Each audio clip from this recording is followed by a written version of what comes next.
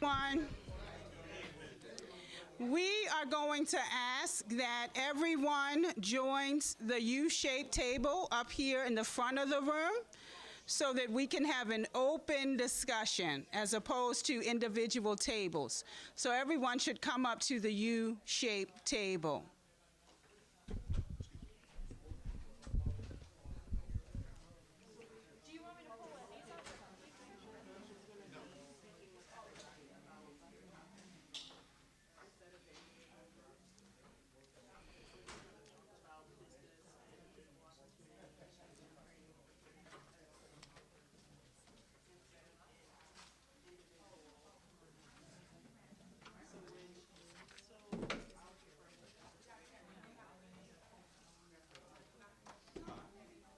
Her drink.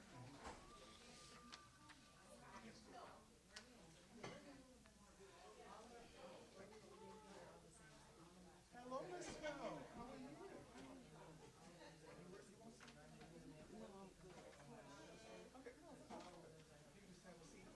Okay. You just have a seat. We're at the U shape.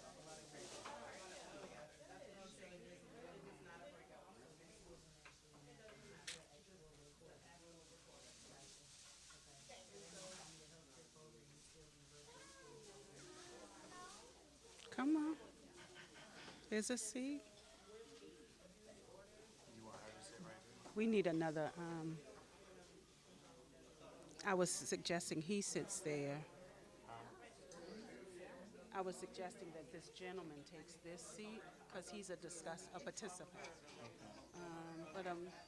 Okay, we still have a seat here. Looks like. I just want to.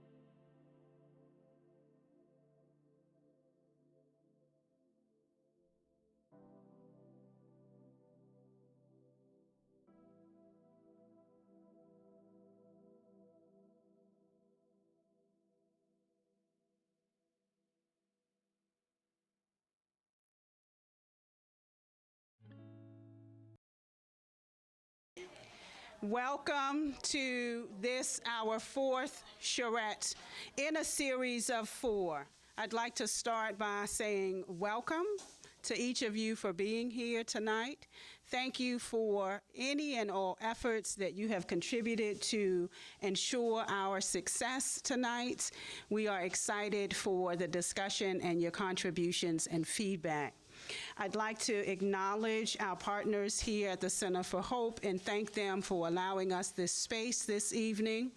Along with that, I'd like to acknowledge the Park Heights Renaissance Board of Directors members who are with us this evening.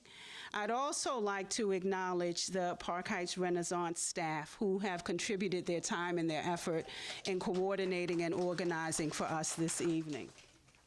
Tonight is the conclusion of a four-part series of charrettes. We are excited about what has happened so far and looking forward to what happens tonight and our ability to distill the information that has been shared by each of these conversations, to review it, and to come back to the community to share it and say, this is what we've gotten and this is what we'd like to present on your behalf. Receiving feedback at that point to move forward with putting forward an economic development plan for the community of Park Heights in the master plan area of Park Heights Renaissance. So I am going to get out of your way. We're going to get started with our introduction video, which is going to be a bit of another welcome, an introduction and a purpose for our conversations tonight. Tonight, it's an open conversation where we'll cover all 5 of the areas of clean and safe environment and public spaces, robust schools. We're going to talk about business, employment, and training opportunities, equitable housing, health care, and healthy food access. We have facilitators seated around the table that will help move us through the conversation. My encouragement is to identify the problem, but don't get stuck there. Identify the problem, transition into the solution. After that part has happened, we're going to have the facilitators who will act as reporters to share some of what has been discussed tonight so that all of us can hear those common themes and offerings of suggestions and ideas. After we do that, we are going to engage our WIN activity. So right now, make sure you have your raffle ticket. If you don't have it by the time I get up here with Nafi and my bucket, you won't be able to participate. So make sure you have your raffle ticket now. I want to say thank you to everyone who makes up the Park Lane, Silburn, and Levendale Sunset communities for your presence tonight. And I say, let's get started. Let's be excited, and let's really inform this process. Before we leave here tonight, you'll get some closing remarks from our Chief Executive Officer, Yolanda Jiggets, and we look forward to that time. Is there anything else that needs to be added before I walk away from the mic? Okay, let's go. Welcome to the 4th and last Park Heights Community Charrette. Tonight, we are being hosted at Sinai Center for Hope. They opened just last year and is now our premier facility for providing intervention and prevention of violence against our children, older adults, and community residents. And on behalf of Park Heights Renaissance, I'm Yolanda Jiggets. I'm the Chief Executive Officer. And on behalf of our staff and our board of directors, we want to let you know that this series is a show of our commitment and purpose, which is to partner with residents and stakeholders to implement the vision of the Park Heights Master Plan. The outcome we expect is to finally have a blueprint or a playbook that defines our collective vision. Essentially, we want you to make sure that you are included in the design of the future Park Heights. We also want you to leave here understanding you deserve a healthy and thriving community. This type of community typically has robust schools, a clean and safe physical environment,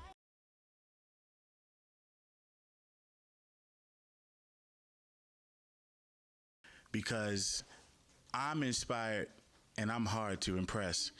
and I'm super impressed. I'm proud to be from this city, and I'm proud to know all of y'all, and I just wanted to say all of that. So the power is with us. This is the most important work that anybody could do, not Lamar Jackson and all of them, and y'all really the superheroes. That's why we got the Justice League going on tonight. So I want to commend you, Miss Yolanda, and I'm here for you. Let's work.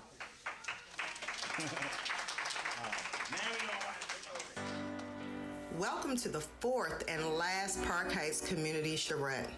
Tonight, we are being hosted at Sinai. Welcome to the fourth and last Park Heights Community Charrette. Tonight, we are being hosted at Sinai Center for Hope. They opened just last year and is now our premier facility for providing intervention and prevention of violence against our children, older adults, and community residents. And on behalf of Park Heights Renaissance, I'm Yolanda Jiggins. I'm the Chief Executive Officer. And on behalf of our staff and our board of directors, we want to let you know that this series is a show of our commitment and purpose, which is to partner with residents and stakeholders to implement the vision of the Park Heights Master Plan. The outcome we expect is to finally have a blueprint or a playbook that defines our collective vision. Essentially, we want you to make sure that you are included in the design of the future Park Heights. We also want you to leave here understanding you deserve a healthy and thriving community. This type of community typically has robust schools, a clean and safe physical environment, diverse and equitable housing, access to health care and healthy foods, and businesses and employment opportunities. In this region, which includes Park Lane, Silburn, and Levendale Sunset neighborhoods, we already have some great assets, as we know, but I'll just name a few. Where you at? Levendale. Where you at? Park Heights. We have 2 schools in this region. Pimlico Elementary Middle is one of our 21st century schools, and we have a great community school, Park Heights Academy. They also, in recent years, installed a beautiful new Kaboom playground. We have a first-class Callow Hill Aquatic Center that is managed by Recreation and Parks. And Sinai Hospital, which is a part of the LifeBridge Health System, has been servicing the Northwest community since 1959. And they also manage the Levendale Geriatric Center, which is also in this region. Community leaders and residents are taking charge and working together to renovate the Edgecombe Park. And we all know this region has significant percentage of legacy homeowners who take great pride in their homes and neighborhood. And our bordering neighbor gym, the Silburn Arboretum, is also expanding to include a new nature education center. And we have a bordering development project at the former KIPP School, or Green Spring Middle, whichever you know it by. And they have a new vision for a campus of housing and recreational opportunities. And we look forward to supporting that project. But can more be done here? There are limited businesses in this region. We want to know tonight, is this something that you want to see? Do you want to see more businesses in this area? Could we use more outdoor or recreational spaces for youth and families to gather? Again, are there enough healthy food options in this region? Or is there a need for strategies to combat illegal dumping or increase services to older adults? But we want to hear from you tonight to identify what you want to see in your community. Want more retail stores? Do you want improved parks? Are there other things that you want to be included in your community? So last, I want to explain why we chose to do charrettes.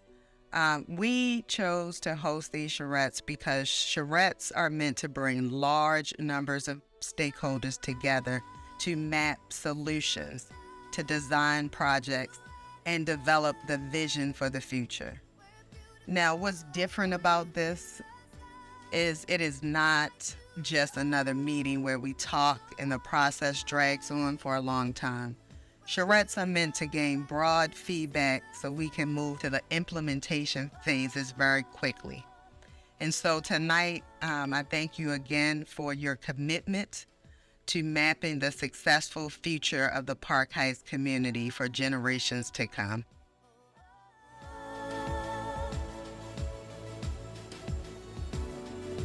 Guys, at each of the charrettes, we talked a little bit about facts about Park Heights.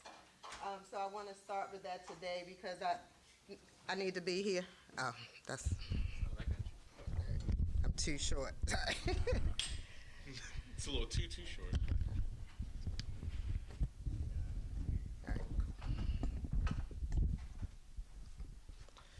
Because I want us to leave here too, from every charrette, understanding what Park Heights Renaissance is here to do. We are here to work collaboratively with all of our partners in the surrounding areas, of course, but our primary focus is to help implement strategies and move the needle on objectives in the Park Heights Master Plan area.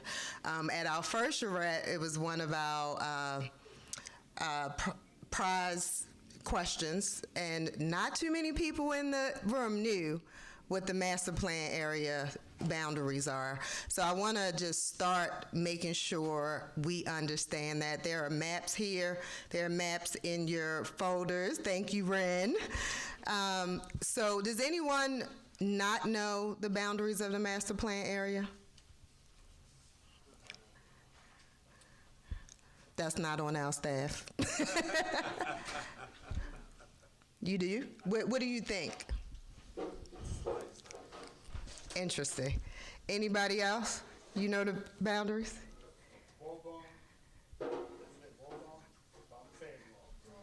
Wabash.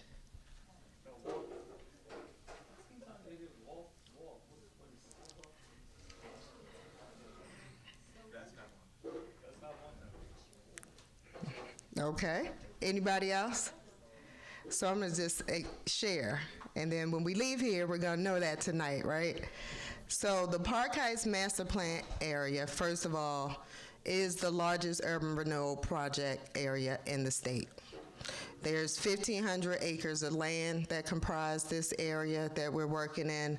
There are over 23,000 residents documented. We all know sometimes that doesn't mean we've counted everybody, so we at least have 23,000 residents who live in the master plan area, and that does not include all of our faith-based organizations, all of our businesses, all of our community organization partners. So we got a lot of people.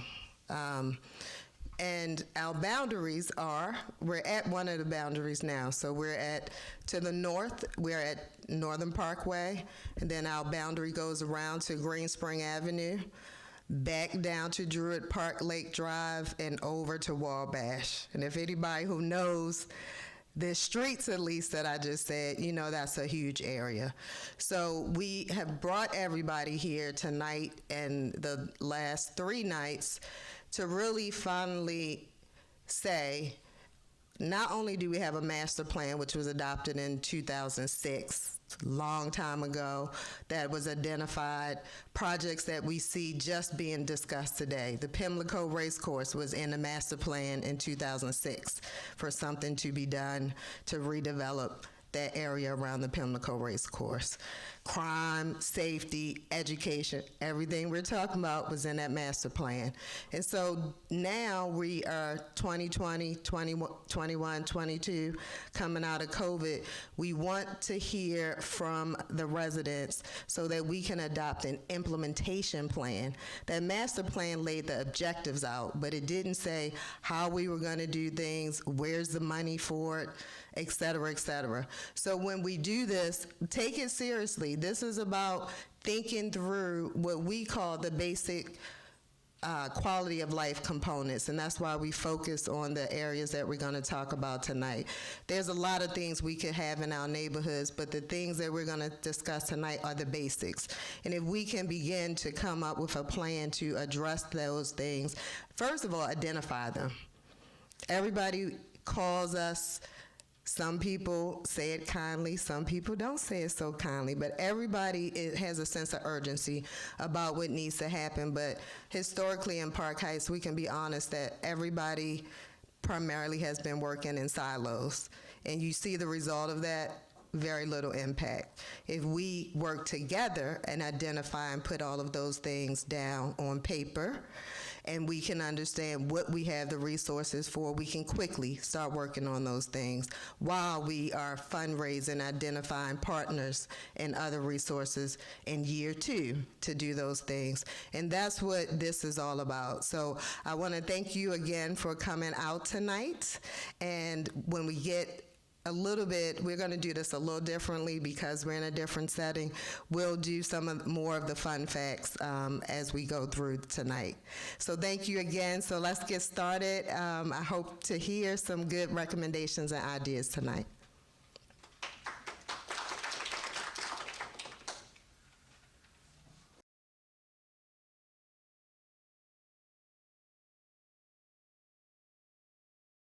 The Charrette guidelines that we started with, have some questions, some key points that we wanted to look at.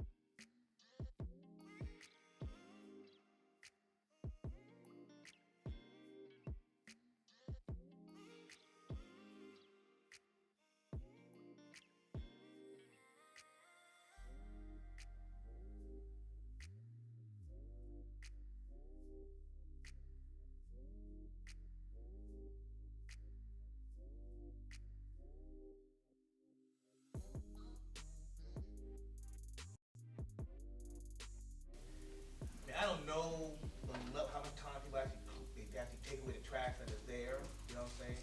But a lot of times there's trash around the trash, you know what I'm saying? Like there's a trash can, there's trash around it. So you have to assume then that it is filled up and it's still being filled up. And people are trying. I think there's a concerted effort on a whole, you know, to try and keep it, but they're not being picked up enough, I don't believe. That's my personal concept.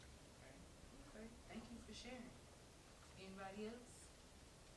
My recommendation is to have more cleanup days, and really get the community engaged in being at those places so that they feel safe. I think the more knowledge they have about where these places are gives them more pride to want to clean up and to want to make sure that, oh, I like this park, I want to clean it up so that my children can come here, or so that my cousins can feel safe and comfortable to come here. So I think having those cleanup days at the locations such as parks or open spaces so that people can feel comfortable to come there because they have more input because they cleaned up. And so now they know, well, I cleaned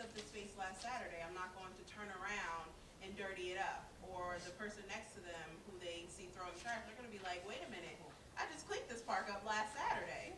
So I think having cleanup days in those places where we want more people to honor.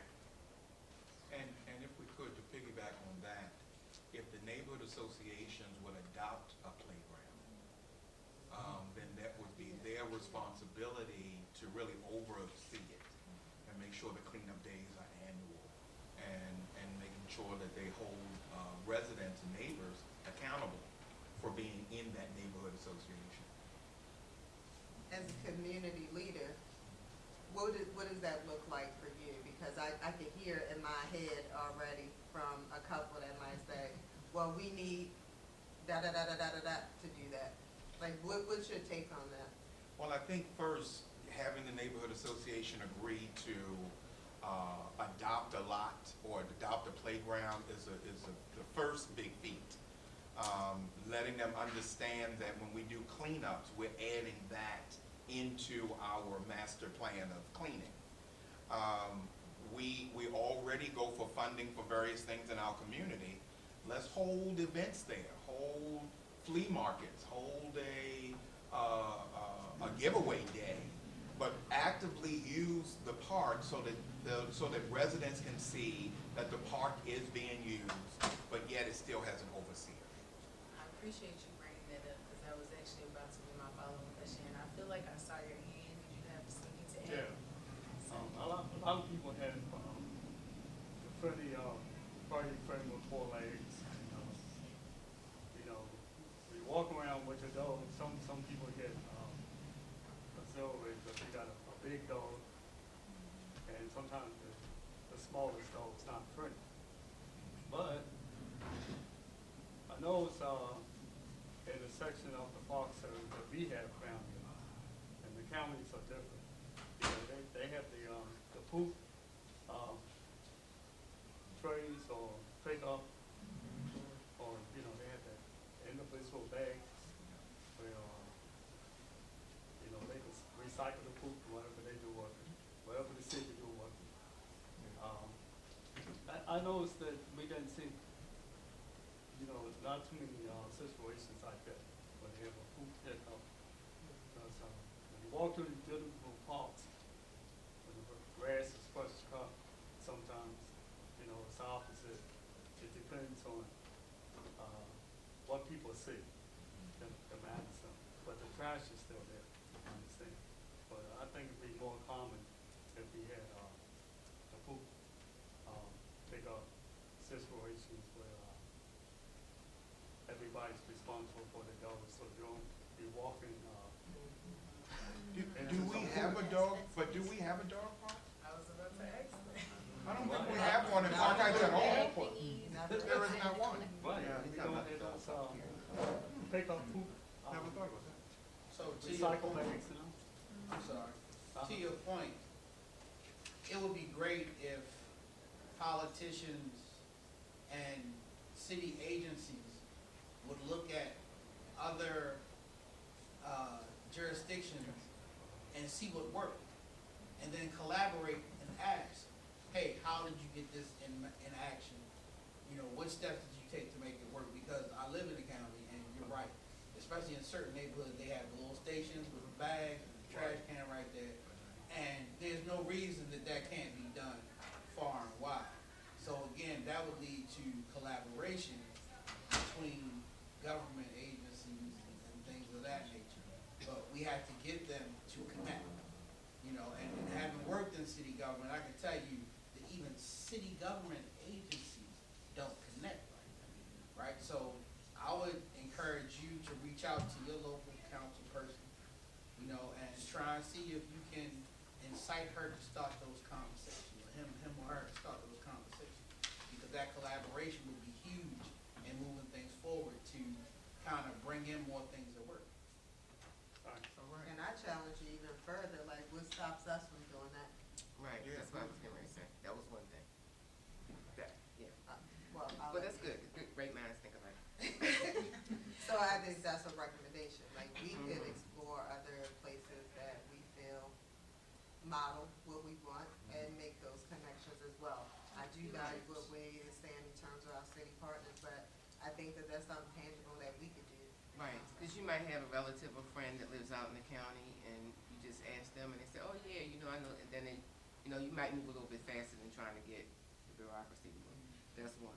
The second thing with the adopting or having the community associations kind of overseeing the parks, what might help with that also is if we put like some signage up that says this park is supervised or adopted by like Tawanda Great or whatever, right?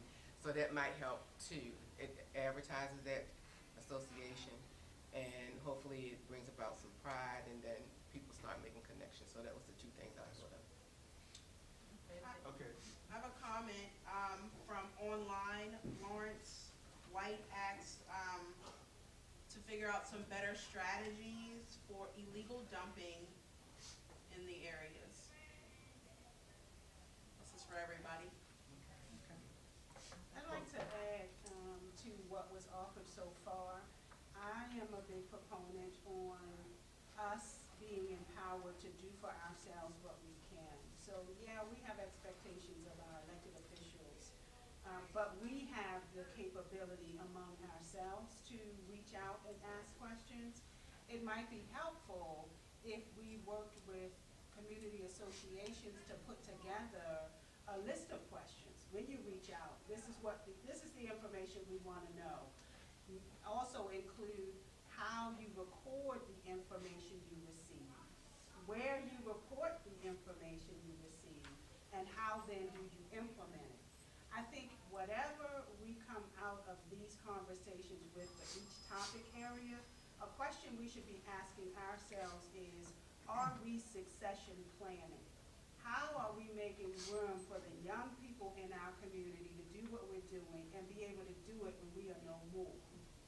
Each organization has a responsibility to the young people and the youth in that community, and we have to make a way for them. We have to create a space for their voice and their comfortability to be able to do some of the things that we are challenged with doing, some of the things that we have the honor of doing, and some of the things that we want to see perpetuated long after we're gone.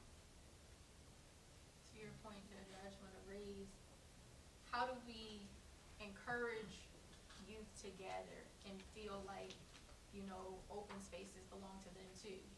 Because one of the things that's an issue, and there's currently some controversy building online about it, anytime youth, especially black youth, are gathered in one place, it's treated like criminal activity. But where do we facilitate safe spaces for kids to be able to just be kids? We always say that we want them to be outside, we don't want them to be in the house on games all day, but where do they have those places to actually gather and feel safe and be kids and explore? So I wanted to raise that because you mentioned it, but also had a question just for everyone here, like, what types of things do you want to be able to do in the green and open spaces? Like, what can start happening a month from now, 2 months from now, versus what are some things that with a little bit more planning and beautification efforts could maybe happen down the line? But I just want to hear from people, like, what do you want to actually do in those spaces? Outdoor concerts. Well,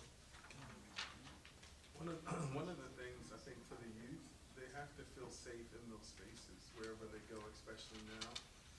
So I don't know if security can be provided in any of the spaces on common days, but I think everything is going to have to, at this point, start with safety for them, because you're right, if they all gather together, there is a quote-unquote, misunderstanding that can be had, but it's also the reality that it's going to also draw other people. So for good parents, they may not want their kids to be out in a crowd.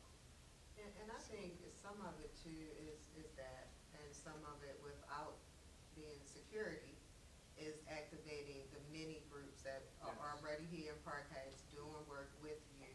That's the security. Like, once a space is activated and people are there all the time, trouble doesn't like to stay around. So, I mean, I think that that's one thing we can put down as a solution, is that we really need to create that real network of all of these organizations right here in Park Heights that are working with the youth and bring them together to try to help us come may look like security, but it's not, because it's, you know, it's just another way to look at the same thing without it being security so much.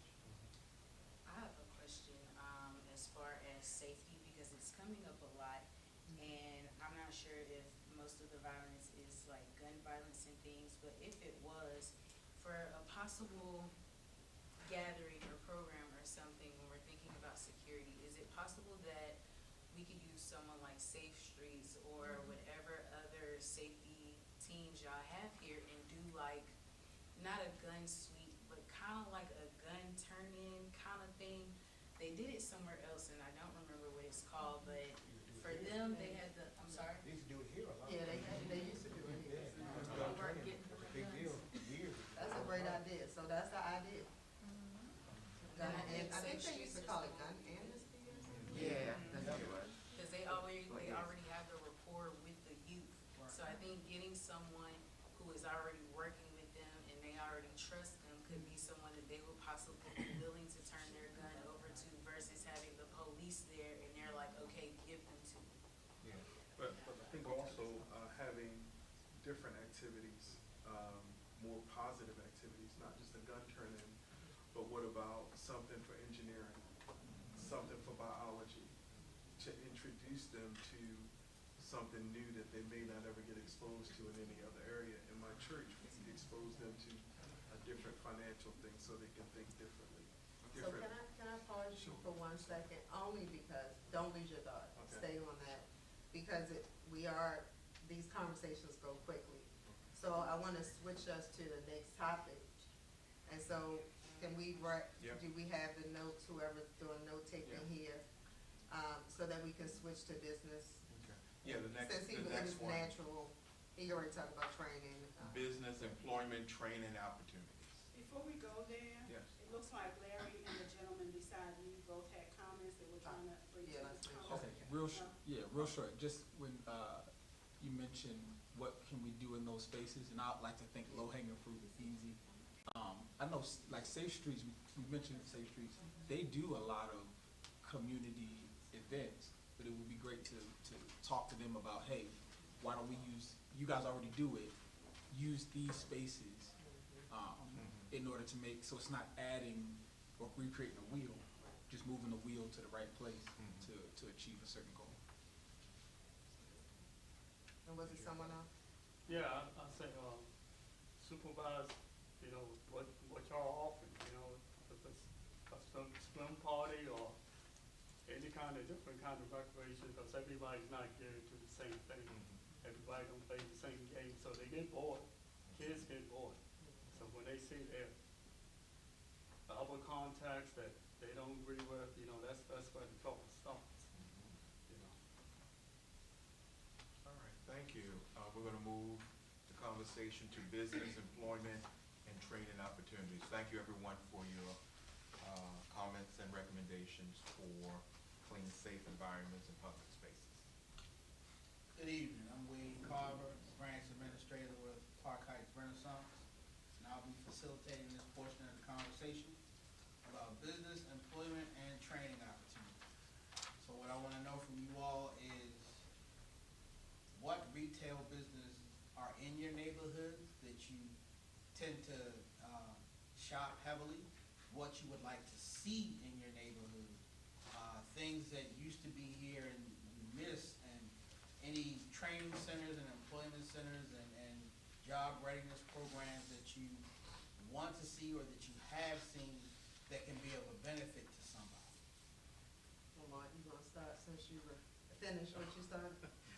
Just exposure for kids to have, just to open their minds up to different things. Everything is not just sports, and everything is definitely not violence, but robotics, engineering, swimming, just different things that it doesn't always have to be to protect yourself.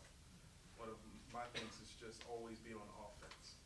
Do something about it, and it can be in the back of our minds, but let's go to a different level and just expose them to different things. I think it's real important that we do provide these kinds of activities more than just sports to our kids, because I'm finding in my particular neighborhood, just over the last couple of weeks, we had teenagers, like between 12 and 15, who are just gathering. They have nothing to do, no place to go. And if we could expose them to different types of training, even board games like chess and those kinds of things where they, you know, they're thinking and strategizing would be very helpful, because they just don't have anything to do. And also, I say 16 to 99. If you're gonna train somebody, you know, an opportunity of a job field, you know, CCD used to do it. I don't know what happened.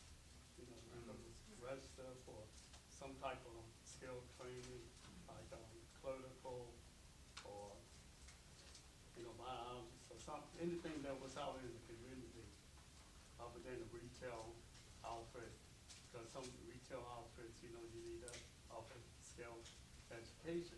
But if you needed that, you know, they would train you. That's one of the facts. But there's other simple things that kids can do where they can make money off. You know, it's a lot of trouble. You know, the cousins and the kids, when they gather, they don't have a lot of money. Or one kid that has all the money, so they have all the parties. They talk about where they go to the movies at and how they have fun. And then there's the other group that doesn't have no money, don't know how to support themselves, so they the troublemakers. So you're suggesting a broad array of activities that all kids can be included in? Right. Okay. You know, and skill, not so much game, skill. And even providing interviewing skills. Right. A lot of our kids don't know how to properly interview, properly dress. Right. You know, those kinds of things, and employers are desperate right now. And so they're hiring kids that, you know, wearing the pants below. That's also a fact. They have attitude, even while they work. No customer service skills. I mean, those are just basic things we can provide that will help them just to survive, not just for employment purposes. And maybe it could be helpful if there was a kind of ride-along day. I think a lot of kids, listen, even coming out of college trying to decide which career you want to move into is a difficult thing. You are preparing for something without knowing exactly what you're preparing for. So if they could spend a day in different local businesses to figure out, oh, maybe I do want to work in retail, or maybe I do want to work with an engineer. I want to do that. So maybe that's something rather than initially a committed workforce program. There should be workforce exploration to find out what you naturally gravitate toward and what you find pleasurable. And actually being put in that environment. Right, exposure. So maybe a shadow day for the businesses in the area where, well, not just, you know, not just retail, like you said. If you think about it, we have home improvement businesses in the area, quite a few auto mechanic shops in the area, and have a child to, you know, have, I think anybody who is prepared to work or has a desire to work to be allowed to come in and see what it's like, you know, in preparation, right? But are there other things that you like to see in the neighborhood, like I said, retail businesses, things that used to be in the neighborhood that are no longer here, that you think Park Heights could benefit from? Lawrence White, online said, he didn't specifically say what, retail, but he said he would like to see more upscale retail stores. And so, take your mind to an upscale retail stores, and I guess we can list some. Here's a moment of fun fact. We have gift cards today. Yeah. Yes. Who can name one of the upscale supermarkets that used to be in Park Heights?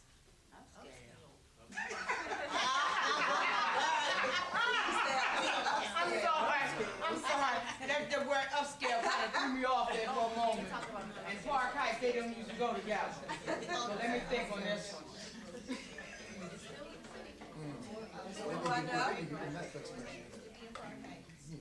Was it Eddie's? Yes. So Yeah, we did. Does anyone know where the current Eddie's is, where the two are. One is on Charles Street, and one is in Roland Park. When was it here? Eddie's used to Park be Heights here. and Wiley Avenue. Yes. Now I remember. She said now I remember. Now I remember. So just to get your minds to upscale. And Park Heights. And How long ago was that? that was a long time. It was actually the first Eddie's.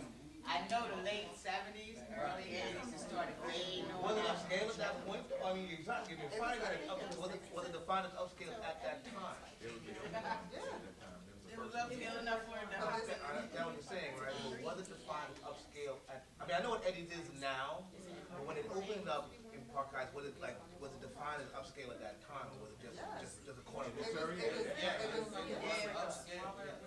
There used to also be a theater in Park Heights. Yes, there was a movie. Just to get you guys in the mindset of some of the things that you want to think about That's what my in the church is. community. Some of them don't have to be new. Might be bringing back some of those. So I would like I to don't know if see people some. consider this upscale, but I just consider it part of wellness and self-care. It's like some type of, and I think that this was mentioned on one of the prior charrettes too, but some type of like holistic wellness place where you can go for like all different types of things, like massage or, you know, therapy, like a spa type experience, but things that are really geared towards healing, acupuncture, stuff like that, that we know have a proven record of helping you take care of yourself. And just an extra mark for that, just to spin a lot back to where we were talking about what we can offer to youth based on what she just said. I think something we could add is like certifications in those places. Yes. Since we want to do like massages, that's something you can get a certification for that you don't necessarily need a degree. Because school is not for everybody, and school is expensive. That's right. So like, I think if we could provide more certifications with the businesses that everyone is talking about having, that'll provide more jobs, it'll give more clarity on the businesses we want to see, because if we're going to certify the kids, I think we also need to make sure that there's a place that's going to hire them. To add to that point, two things came to mind as well. In terms of training centers, one is churches. The church was at last week or yesterday? It was Tuesday. Yeah, days before my like, we was at First Baptist, was it First Baptist? Pimlico First Baptist. Pimlico Baptist Church, I don't know the name around. And just having a place there for training centers. And as well, I think segueing into the next topic, education centers. You can incorporate some of the training in the schools also. So like churches and schools can be good things to help with some of the jobs also. So also before she said spin the block, somebody had said something about bringing training and programs. I would love to see what, Johns Hopkins is doing duplicated at Sinai with their summer youth workshop. So bringing kids in who are interested in STEM to, you know, participate in, as employees during the summer, that would be an awesome opportunity. They don't have to leave their communities to, you know, participate in something like that. And if I'm not mistaken, and you correct me if I'm wrong, I think they're starting a program at Pimlico. Well, that's already, It's already there, and so we can build out upon that healthcare piece. Sinai is working with Pimlico. Okay. To get kids in the training program. So it's like, they bring a doctor, yeah. A medical training. I want to invite to the conversation. I see Nafi and Larry trying to get in, so I want to. It's Najee, by the way. I'm sorry? Najee. Like the saxophone, Exactly like the saxophonist. Yes. No, I just wanted to piggyback off that training thought and kind of perfect segue with the Pimlico medical detectives program at Pimlico. But I don't know if y'all familiar with BizTown. J.A. Biztown? Yes. So, which is like the most credible thing, you know. I love it. But that concept, I think, can be duplicated. And I think when we think about training, one of the things is we immediately go to the older youth when we think about training, when we think about apprenticeship and that kind of thing. But like I didn't have BizTown, you know, or maybe it was, and just Sinclair Lane didn't do it. But the opportunity at that age, right, even at local businesses, right, at Biztown, you have these fake storefronts inside. It's incredible. But in my mind, I imagine, you know, in the summertime, you know, almost like neighborhood field trips where kids go into these businesses and they do this or that and they get a paycheck and then they have to go to the bank. And then you deposit your fake money. And then you gotta go to the pharmacy and pick up your, you know, but just thinking, that at that young age, planting those seeds, because we're thinking about future, right? So we're thinking 20, 30 years down the road, these kids are going to be 25, 26, 27, you know? So just thinking younger when we're thinking about training and not so niche, like, you know, yes, a medical program, yes, you know, I don't know, auto mechanics, but something like Biztown that's just like so widespread. So can I ask what the inception of that, I'm sorry, 'cause I kind of want to expound on his point, Najee, if you don't mind. It's cool, I'm troubleshooting. What does the inception of that look like to you? Like, how did we start that? And you said targeting the young kids. Like me, you asking a visionary, be careful. Okay, that's what it's about. It's a conversation. I'll tell you, I give you my short version of what that looks like. Or I always like to say, what's the easy route? You take a church, because churches have kids' church, you know, a lot of churches have that now, and you set up it like a field trip, right? And say, okay, from this day to this day, we set up a partnership with this company, this business, this business, this business. And the kids can come in for a day, and they can see behind the curtain for an hour. And the next week, we go to place 2 for an hour. You know, they give you a little lollipop when you leave. And you get a little fake paycheck. And you go home and say, Mom, I stuffed envelopes and I got $20. You know, it's fake. Like, my kids come home from kids' church and they got these tickets. I don't never see them do nothing with the tickets, but they're excited to get these tickets. Right. Sometimes I don't even get a prize. They just stacking tickets, you know.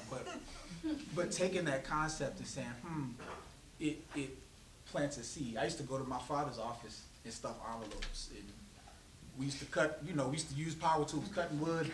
We ain't make nothing, we just cut the wood up, you know what I mean? I used this jigsaw, but that kind of thought process.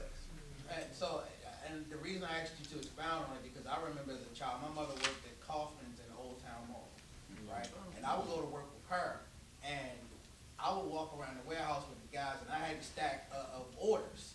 And I would call off what was on the order, and they would pull it. You were working. I was working, right? Yeah. Man, I started, I was probably like 10 doing it. But she had no babysitter, right? So I would go to work for her.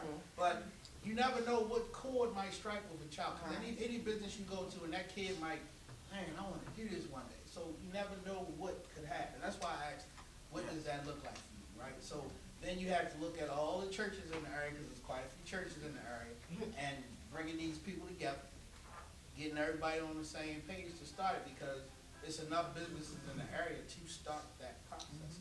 Yep, And started in now. schools, we could also be starting to integrate that type of program into the schools as well. That's the collaboration piece, right? And we segue right into, and thank you everyone for that discussion on that, we segue right into robust schools.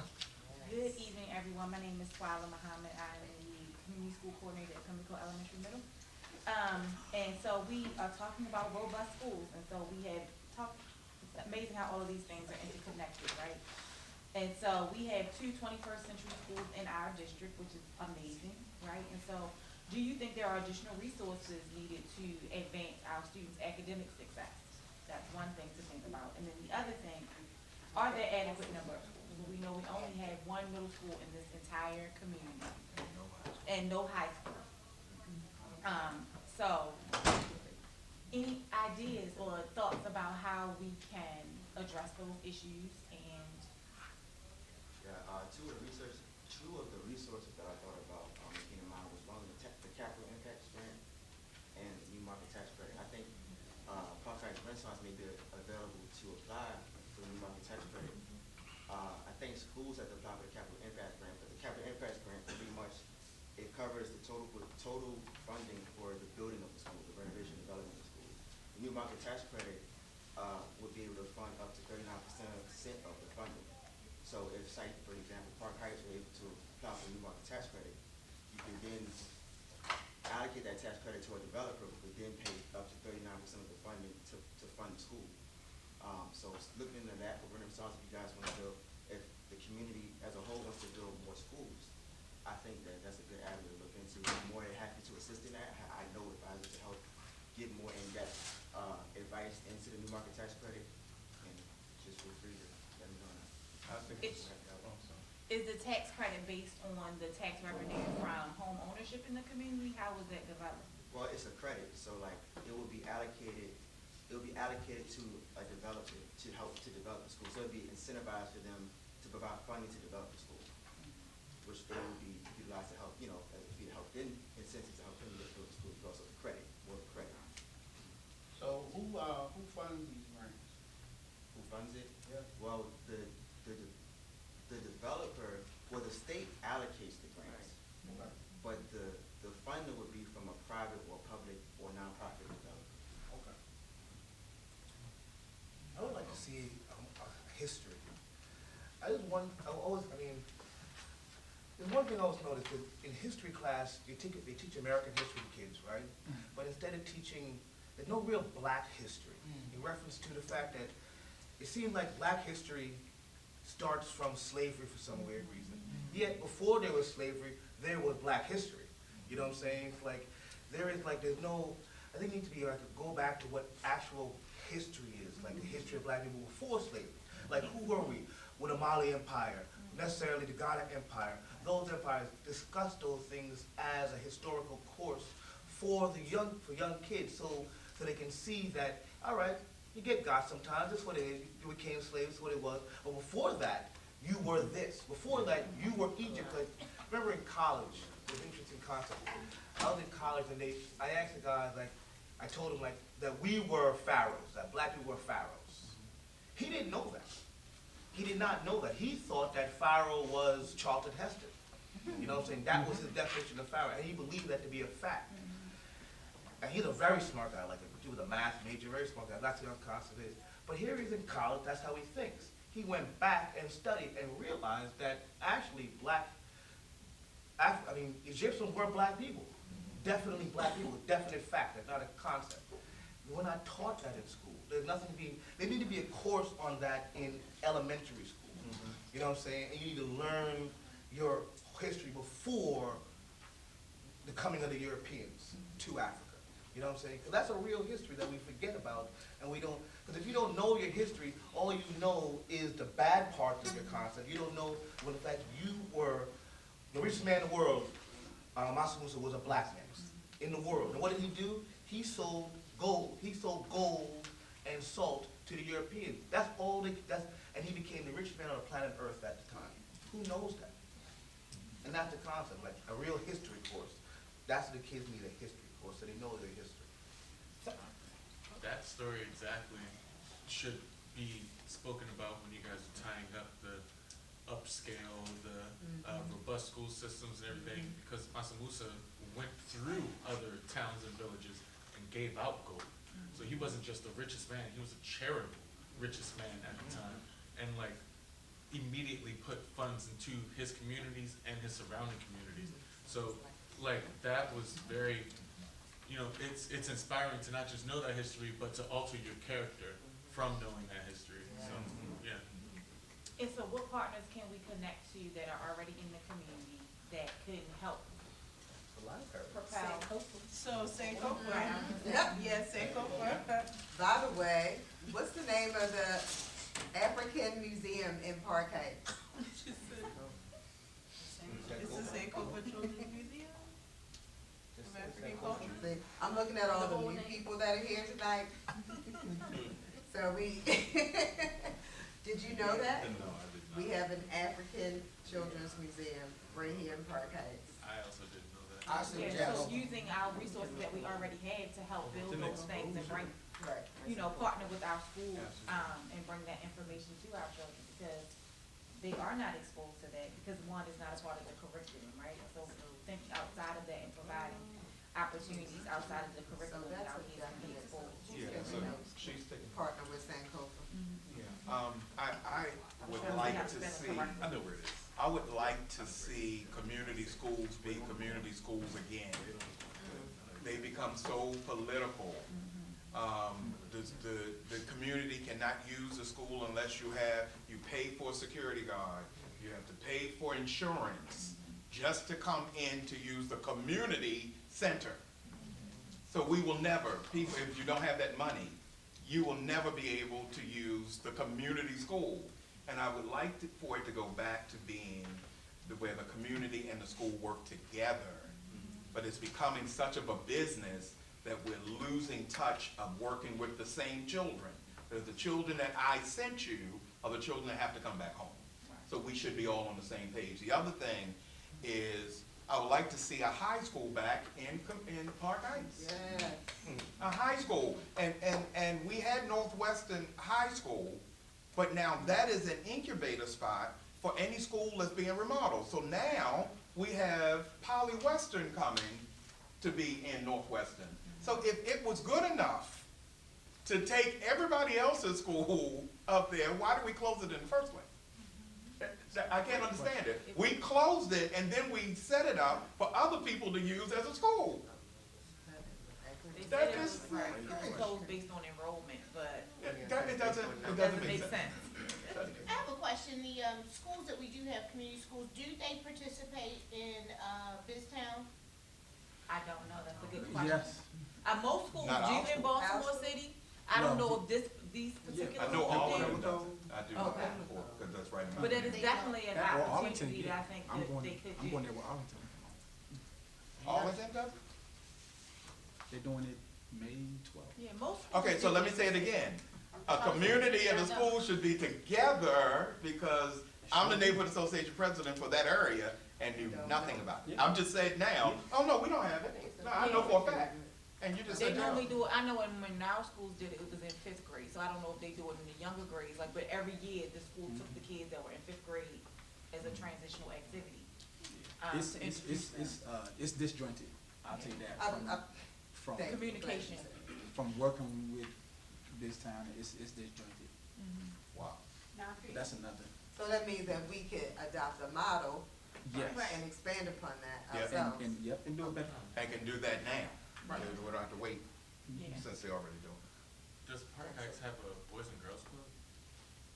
They have the rec centers, I don't think they have a specific boys and girls club. I know that the Boys and Girls Club is like going through, I would say, a drought since the pandemic.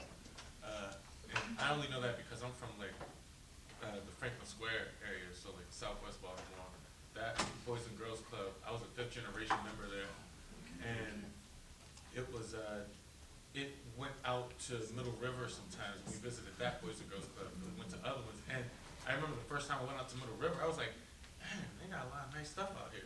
But you know, that sort of exposure brought me back, and eventually our club was remodeled, but like, you know, it was eye-opening in the same way that, like, you know, on the upscale thing, we were able to see other things, but the community was also spread across Maryland and not just Baltimore. It was like, we were a part of all of the Boys and Girls Club, and I think, I'm not sure what the difference is between Boys and Girls Clubs and the Salvation Army Boys and Girls Club, but I was a part of the Salvation Army one, so like, we were still able to do things with a club coordinator who wanted to talk about spirituality, who wanted to talk about moralities and all these other things aside from, you know, Power Hour and being on the computers in the computer lab. And, like, there were a lot of things that I look around for now that I'm like, dang, if they had a Boys and Girls Club. And like, even now I find myself wanting to volunteer at Boys and Girls Clubs, but sometimes they're not around, sometimes they're no longer open because of, even before the pandemic, like there was a shortage in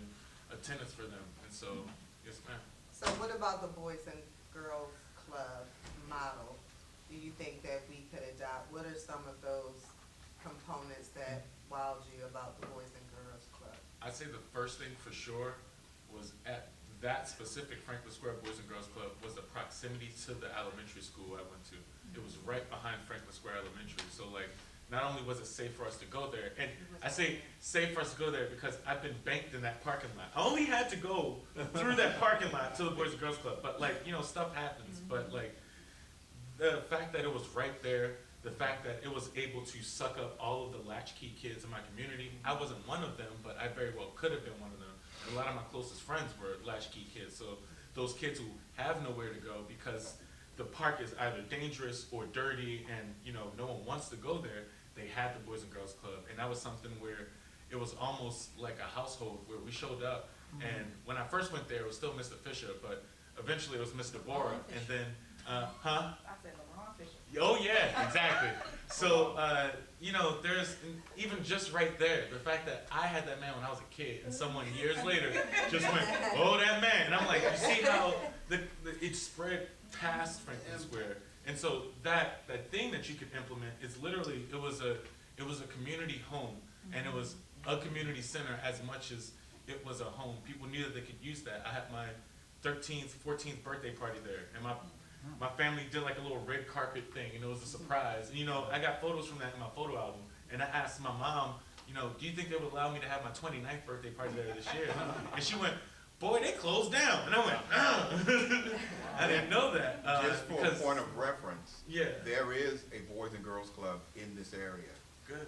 If you know where Aldi's is, on Doefield, the elementary school, they built, they built it out, and they have a full-fledged Boys and Girls Club. They have a contract with Dole's Fruit, that they have a chef come in and teach the kids every week how they have a kitchen, and they supply all the food. I get some of the smoothies, and they sell food and everything, but it's amazing. And during the spring break, they were there all day. So I would even say the resources that we already have available. We have Rec and Parks, right? Yeah. So they're connected to like Park Heights Academy.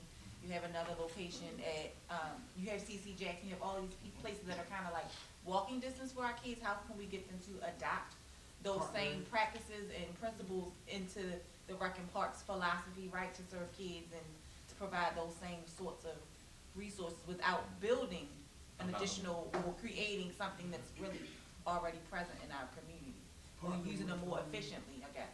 Partner with the churches Partner in with different disciplines. So if 10 different churches offer the space maybe once or twice a week, one focus on history, for instance, one focus on finances, one focus on apprenticeships for plumbing, electric, to gain their interest just in 10 or 20 different things in 10 or 20 different churches. Offer their space, then it could get started almost immediately. A fun fact, we have 143 churches. Did you get the number from them? Oh, I'm sorry. I'm sorry. 143 churches in Park Heights. So what are they doing is the question. There's 143 churches in Well, Park Heights. we're coming up with ideas. That's all I'm saying, 143. And some of our churches are doing And they absolutely. a lot of things, but definitely with 143, we got a lot of options That's a of lot. partnerships. And that's a big stretch, because everything we've talked about come back to the church, comes back to the church. I'm sorry, we have to move on to the next. Miss Jackson she had a got one. hand up as well. But Miss Jackson had a hand up a couple times. Okay, I just thank wanna you. make sure we. Okay, so the first thing, going back to the schools, the community schools, what you have to also realize that some of the fees are to cover certain things like the custodial staff, so they do have to pay that. The other is they do it by like square footage, the area that you're using, and that's revenue for the schools, because you know, the budget is quite limited. Once you pretty much take care of staff, you have nothing, right? So the system itself doesn't have any additional, and when they do the buildings, it's for that. Now, you can also talk to them about getting waivers. You're not gonna get a waiver every single time, but you may be able to get some waivers, but they still have to cover the custodian, because if the school doesn't pay it, which they really don't have additional fees for that, then somebody has to pay it. But we were in the conversation with the schools before they built them. And when they built up that we're gonna have a community room that the community can use, and y'all can use it and utilize it and do this, you never said that. Right. You never said, let us vote yes to have a community room, and then say, you can't use it. Well, I think that's. So I think a recommendation though is for us to put on a paper, how do we fund that? Like How do if we we fund it? know that that's the situation and it's probably not gonna change, Nope. how do we figure out how to provide that partner with the schools to identify why they are charging, or what that package looks like to use it, and then maybe we can figure out.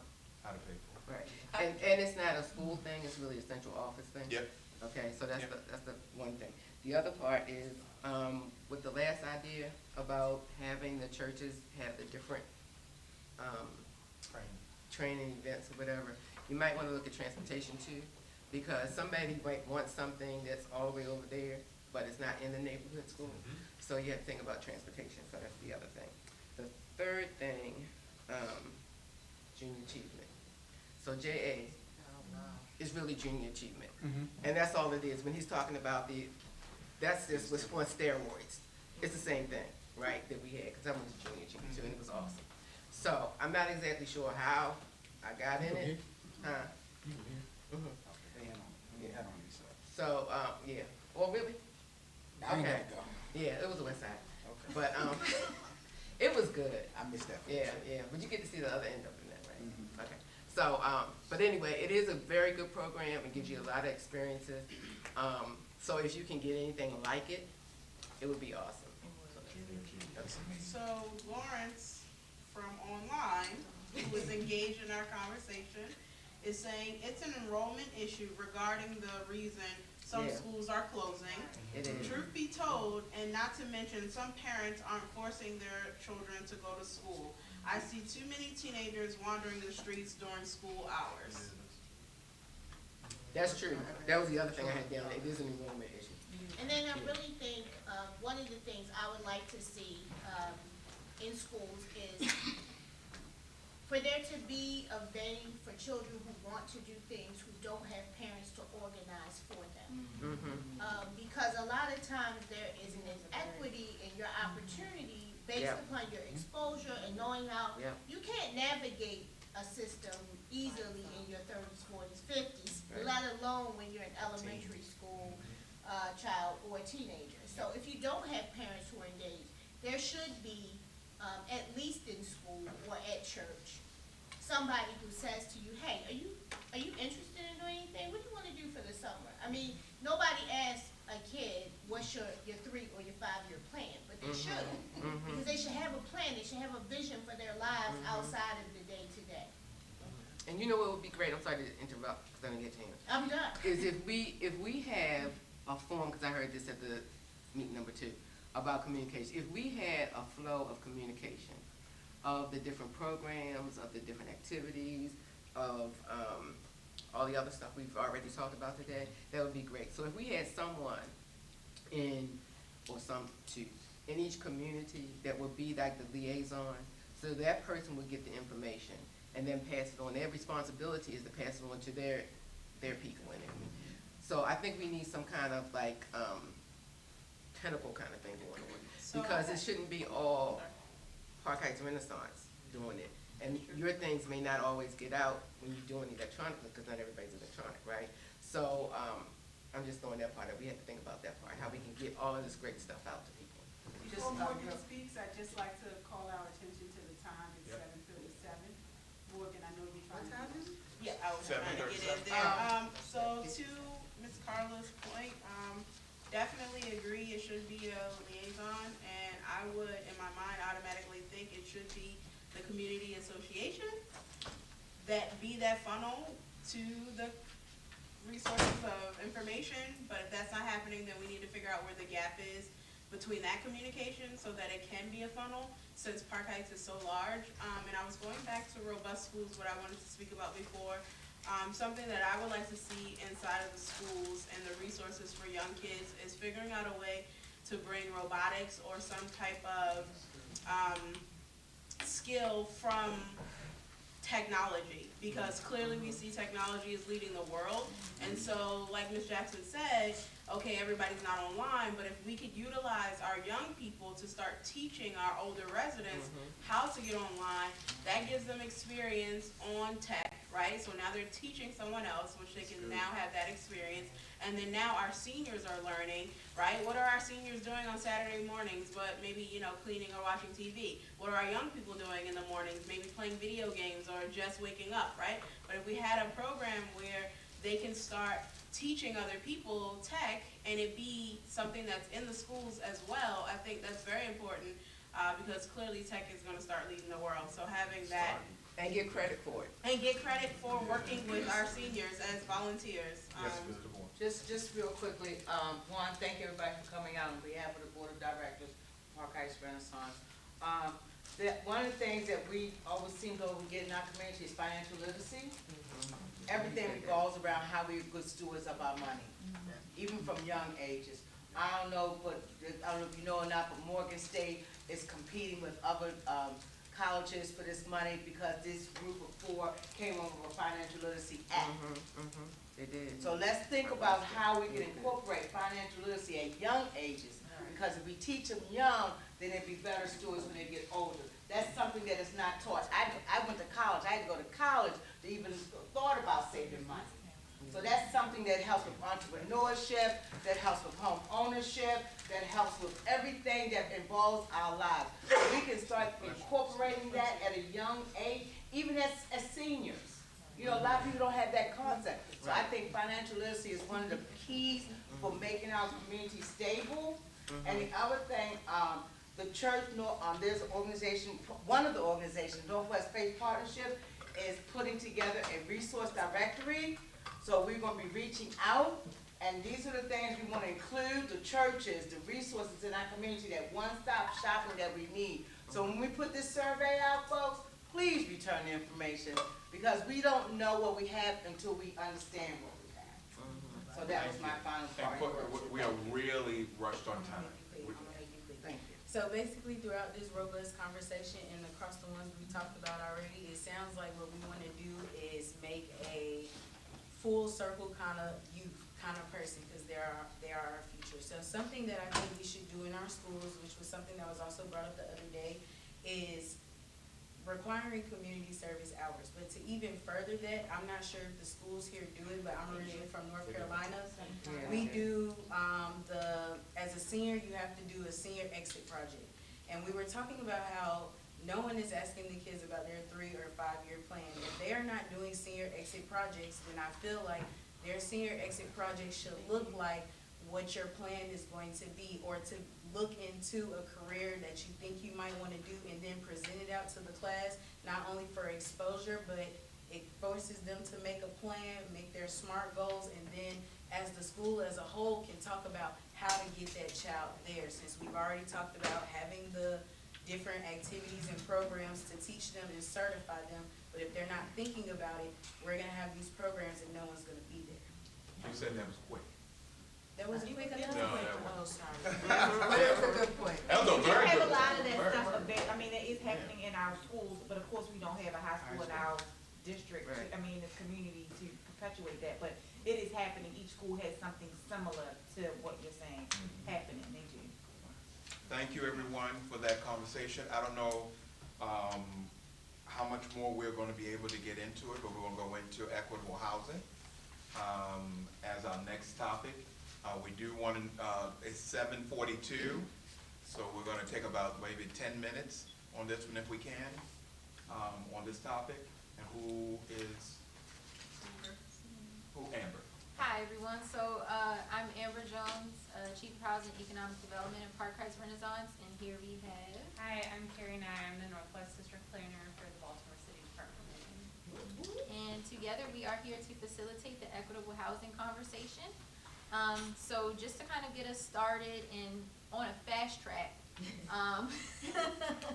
let's focus in on if you had to think of the one thing that is the highest priority for you to ensure that we have equitable housing, meaning people have different options that they can access.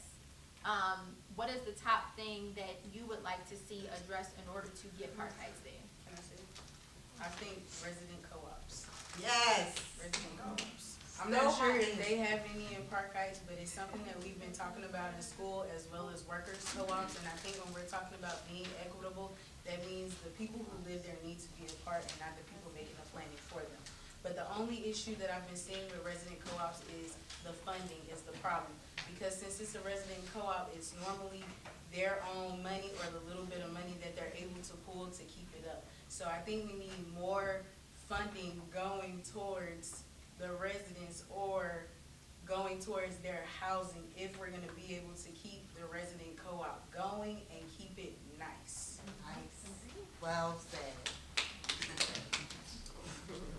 Anyone else? Sound like Yolanda, she took you? Well, she took, we shared that. Yes. recommendation. And I will third that one, yes. And one of the other types of housing that I think would provide some diversity and also be affordable is to think about, reimagine what housing could look like, such as tiny home models. Container homes. I think Yeah, that's someone what brought to my Container attention homes. container homes. They are really, really nice, Yeah. opportunity. it's a hugely unexplored opportunity, right? Because you think about a single person who doesn't need a whole lot of space, right? Tiny home is perfect. right? And it So- could be used for, it could be used for transitional housing. Yep. For those that have fallen on their luck, need a chance to get themselves together, pull resources together, and the electricity could be run by solar power.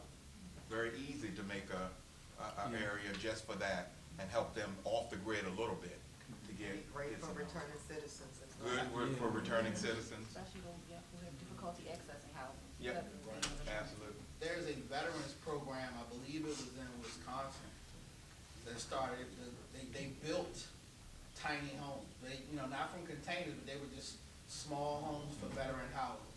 And, McVet here in Baltimore wanted to explore doing something similar on a transitional basis, but the city stopped funding transitional programs, so they couldn't bring it to fruition, because they couldn't generate the funding. I know I'm here to facilitate, but I would like to see more things where people can build their own homes.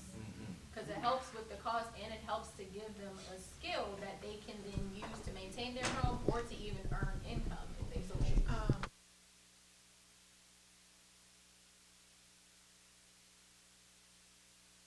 Home buyers who don't necessarily have a lot of money stocked, but are interested in owning property and would consider communities like Park Heights. Are there incentive programs for them? And if not, can we think about how to make that available to bring in some more youth to the community? And to add to that point, I agree 100% for young professionals, home ownership as well as rental. Quick story, coming past here, I passed Mount Sinai Hospital, and like that was my childhood hospital. Like just having the memories of getting my first needle, running from the doctor, things like that, like brought back memories.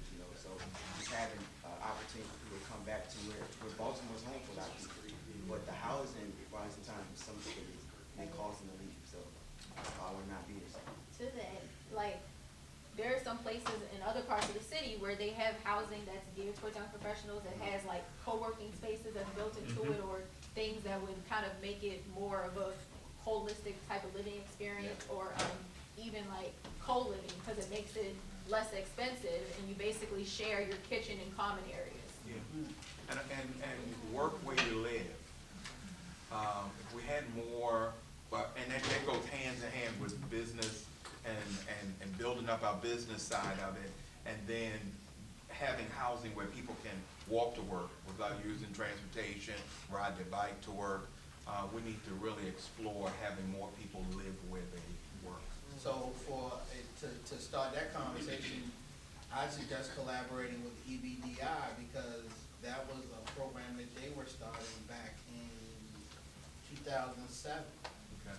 Where, and between EBDI and Hopkins, they wanted people to, be able to walk to work, all that building that was done over there. And I worked on the project, helping acquire some of those properties, right? And it can be done.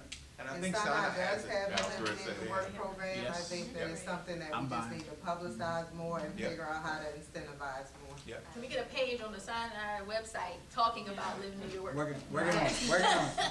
All right, good, thank you. I'll let 'em know. I'll be So buying, I'll be it buying is as well. 7:50. I just wanna, iterate, we're rushing because we want to stay on time. We promised 8, but it sounds like we could go over a little here, but we gotta be out of here, out of the gates by 9 o'clock, or we're getting locked in. I would say like 8:45, because they're real, So I just, yeah, there's real details are back here with Morgan, but I just wanted to write that we do wanna wrap up, but I turn it over to you to wrap us up, facilitator, but I wanna make sure that everybody's. So we're going to the next topic? Can we? I will defer. We have time, no, one more. One more, healthcare and healthy food access. Yes. Okay, two things. The Remember, work where you live program, the official one, and I don't know if that's the one that y'all were talking about, but if they were, I think that we also need more money towards that, because the original, work where you live program that they're offering, they only offer $5,000 for you to buy a home where you live, and we know that the housing market is a lot higher than that $5,000 is not gonna do anything. So if we can add more money in that, if we're gonna do that program, that would be nice. My second thing is, I'm not sure if they have like Section 8 housing over here, but historically, we know what it looks like. And I think a good business opportunity as well as equitable housing is to they need more people checking up on the places to make sure that, one, they're up to code, two, they have enough maintenance people there that are fixing them up. And again, that comes down to needing more money, because it's not enough to hold the people there. Don't ever say you do stuff quick, because that's not. You heard me talking fast. But no, to piggyback on that, Section 8 also has, a program to buy your home through Section 8. Yeah. So that is a really, really, really good program, and it's new, it's fairly new.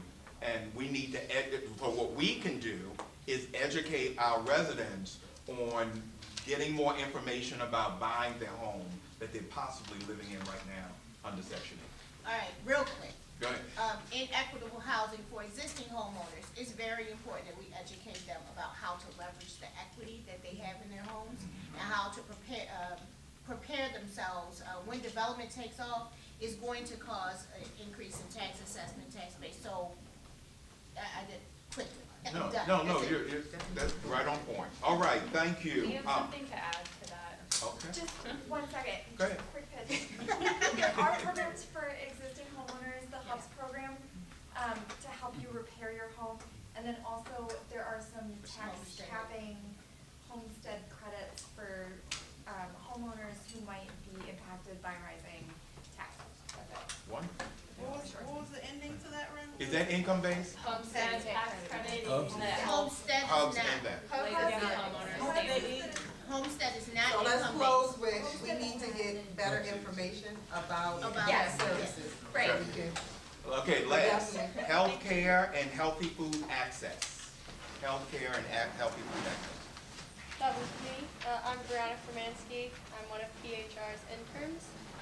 So I guess now we'll start this conversation with wondering, are there healthy food options available in Park Heights? Are there adequate amounts of grocery stores?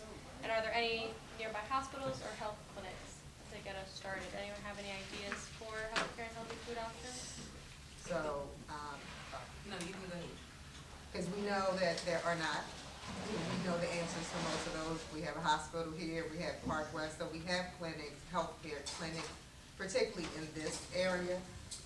So two quick things, I think, and Larry, you're here, is more outreach and education and how to access them, people on the streets, trying to get people connected, other types of programs besides people traditionally walking into a hospital, because a lot of people don't do that for various reasons, and we could abbreviate that, but, so programs on the street that attract people to health service, it could be, and a very good idea came up at the last one, I wanna repeat it, cause I loved it, was the mobile health. I was getting ready to say it. But in terms of healthy food options, markets, grocery stores, we all want, and they are very hard to get in neighborhoods, they're very difficult to maintain. But there are things that we can do here. I think that we could definitely work on farmers markets, pop-up markets, that could also serve two purposes. They could be entrepreneurial in ways where, we have an urban farm here, but we also have a lot of community gardens that grow food. We're gonna be encouraging that they could come as a vendor, and other smaller, we have a lot of people that I know in this community that bake, that want opportunities to sell their stuff. So if we can create some type of farmer's market, pop-up markets or flea markets, I think that we could activate some of those things without having brick and mortar type of. I like to suggest. Sign out, we doing one soon. I like to suggest, maybe like a pop-up similar to what Yolanda's speaking of, a pop-up, they give out a lot of food, right? In certain places, they give out boxes of food, but then people don't know how to use them. You know, my church does it, and some people don't know what to do with the cabbage, right? So then you see it 2 blocks later, and you're like, that could have went to somebody who knew how to cook the cabbage, right? And so I think with healthy food, it's also that educational piece.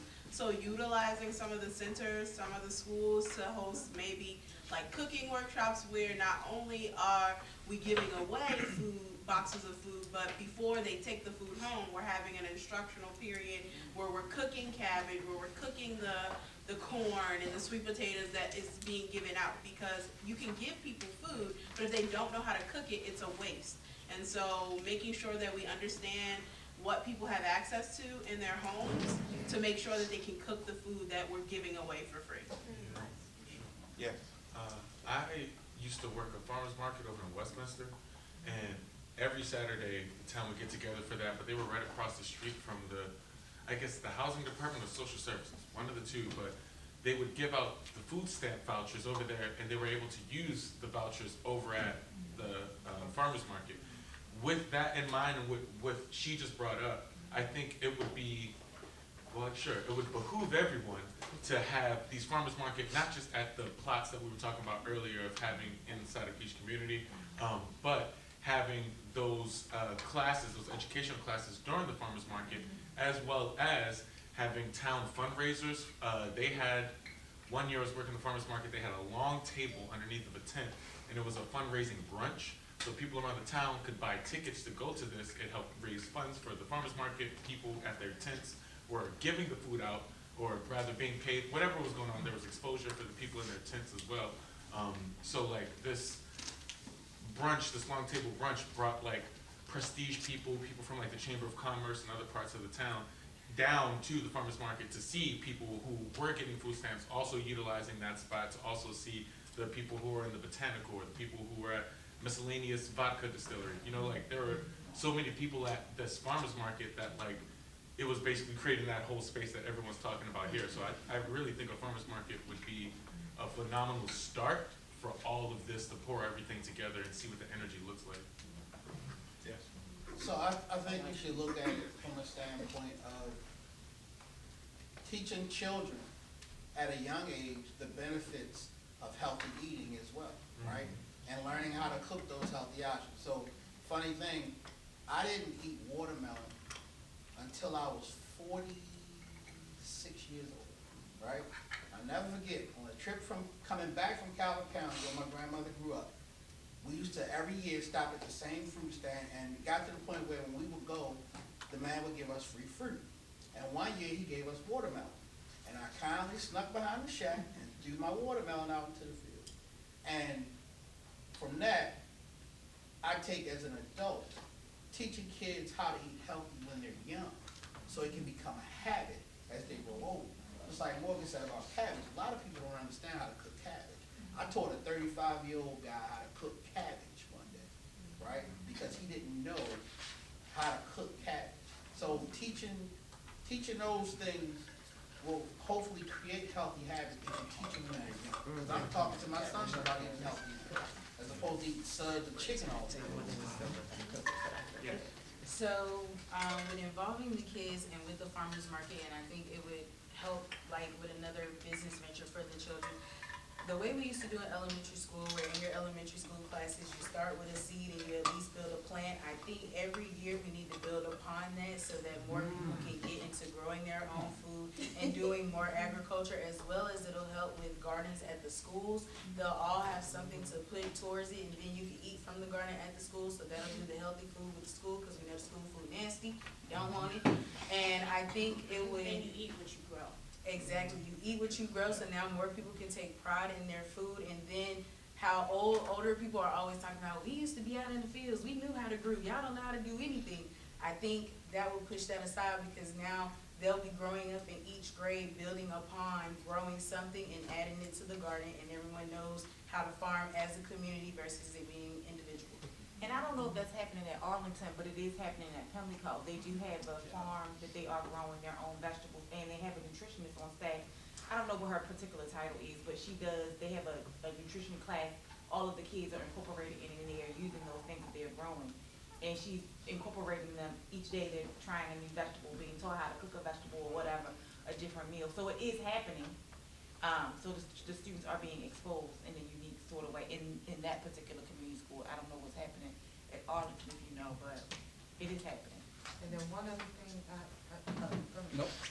for the record, real quick, I think there should also be some effort to do more outreach and negotiation and strategy with the existing supermarkets, because we may be able to work with them to reimagine their space to be something different than what it is. It could be an open air, turned into more of an open air market, or other styles of markets that may be more sustainable, that would also upgrade it with And I think that we don't get to, I think we don't get to give people food and not teach them how to prepare the food, and then not create spaces for people to enjoy it together.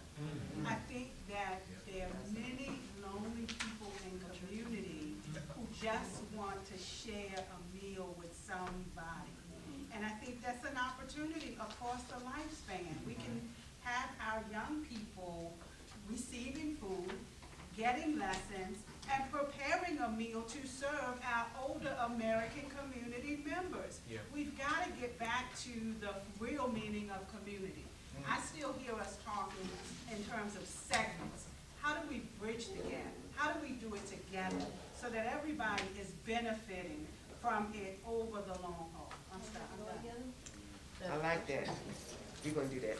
It goes back to the Goddamn, open spaces. goddamn.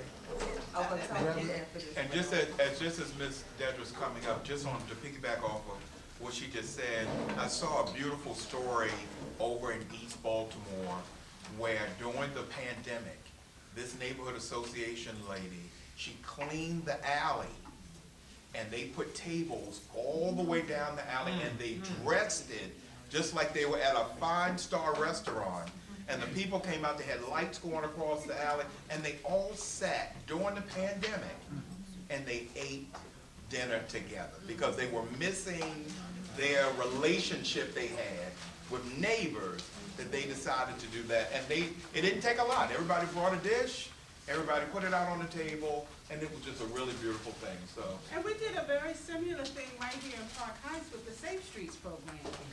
It was Christmas time, and we called it Blessing Bags, where we had the Safe Streets team identify young people from the community who could come together and prepare these blessing bags for the older Americans in the community, create invitations to give to those older Americans to come to this event that was for them, prepare their meals, and serve them. That's awesome. It's amazing the feeling that people get from helping each other while being helped. Yeah. So we gotta think about how to do that more. All right. Well, thank you. I think, did we get all the healthy access to food? All right. Well, I'll turn it back over to. Oh, one last thing, I'm sorry. Okay, here we go. We have 3 senior buildings currently in construction. I think that mobile, fresh fruits and vegetables taken to them, because a lot of seniors don't have transportation. Yep. And so I think if they just had to come downstairs once a week, to be able to take that and be able to get it back upstairs, it would improve, Yep. you know, their ability to use fresh produce. And don't let anybody tell you it can't be done. My aunt lives in a building in Glen Burnie, and every week they have somebody bring fresh fruits and vegetables, and she stocks up like nobody. Yeah, I'm actually consulting with a guy who has a bus company who is interested in doing just that. Excellent. So we do have all of this recorded, correct? I believe so. Recorded? Okay. Okay, because we don't have time to report out, so we're gonna have to go back and summarize the recommendations. But again, thank you all for coming tonight. This also shows us that there's more to be done in terms of conversation. After we take a moment to breathe and start analyzing this, this is not the end. There will be community surveys going out as well for those who were not able to participate. So there'll be continued ways to give feedback. And then, just real quick before we leave, Dedra is going to close us out. She talked about the raffle at the end. So does everybody have their raffle ticket? We all set? Okay, now, Fee, less dominant hand, look away. You got my hand. Just one. This is for our second prize winner. And read the number. He is making sure that Yeah. he is being fair. Because I got mine in my hand, knife when. 050147. 47. Second prize winner, 47. There's probably a Right there. They might She is happy. All right. 40.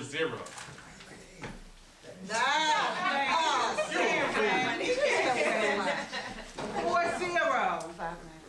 4-0. Oh, Okay, man. we're gonna keep it going. Man. Come on now, Fee. It's a winner in this room. Somebody- Two of them in here.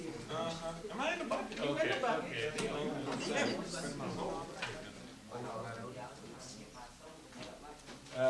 46. Somebody. Everyone Everyone looking at that, Are right? you reading it right? I am. It's two numbers, right? Okay. All right, cool. 46. All right, let's keep going. Let's keep going. Hey, just put these down. Keep mine over here, though. That's dominant hand. Mine Run over away. Where we at? And I'll tell you what I do. Put one in my hand right now, just in case this ain't the winner. But because I did that, I feel like we got a winner. 5-8. Dang, that's almost your number. Oh, no. 5-8. Getting hot. Okay, next one. All right. 5-0.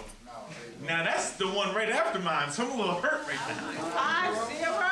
I feel like I got the last one, so anything under 49 has to be a winner. Well, now we got 40 right here, so I don't know. I don't know. Right, Down. all these 3-7. 3. Yes.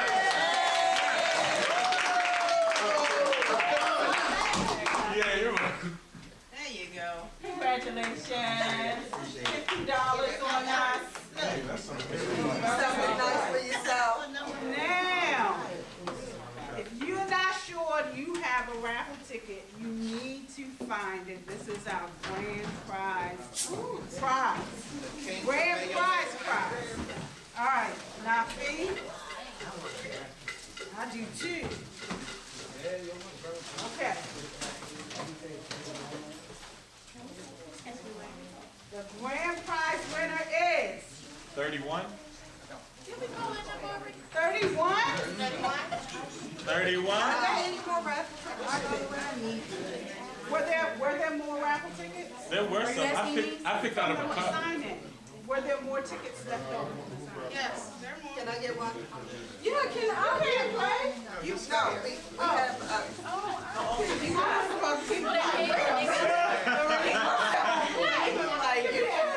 Now that we going for the first prize. Okay. I don't know, what number you got? It may have also, well, dang, I don't want to ask you. No, you gotta encourage, you don't get enough fries. Let me see if this You got this All one. right. You can give that to me. Yeah. Take the TV, I'll Okay, guess what? Act over here. One now, Yeah. Fee. Gonna leave us up. Najee, I'm sorry, like the trumpet. I tried to give it the grace of Like God. the saxophone player, I'm sorry. All right, so 28. Put that here. 28 up here. It's the right number, it's the right number. It's a lot of them. I think it's the right one. We got one winner already. We ain't got second time. keep it. should be happy to call it every time somebody get it. 19. 119. Oh, Jesus. All right, here we go. I got a couple in my hand. All right, so this one right here is 25. 25. 25. All right, I'm up. They cut a lot of tickets. Yeah, we But did. a lot enough. That's why you have a lot. 24. Oh my goodness. All right, I'm gonna throw these back in there. It was back in the bucket and then pick I'm gonna keep looking at that cabinet right there. Throw them around a little bit. That's a nice third cabinet. 56. That's you. Yeah.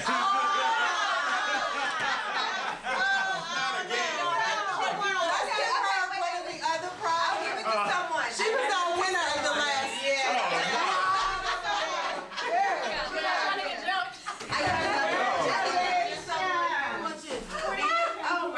So was that one of the other ones? Should I pick a new number? No,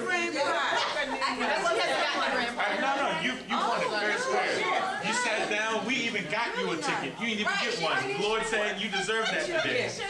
No, the wealth has been shared. Yeah, that's right.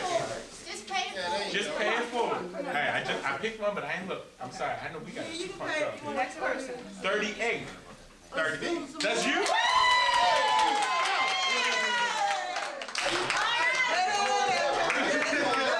There's your prize.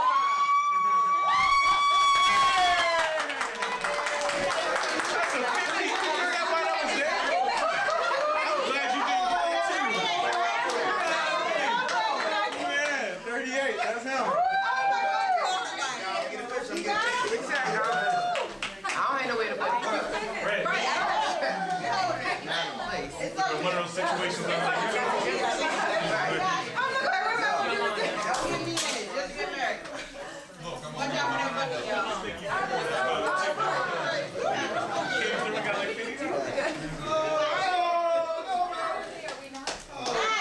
In the green car out front.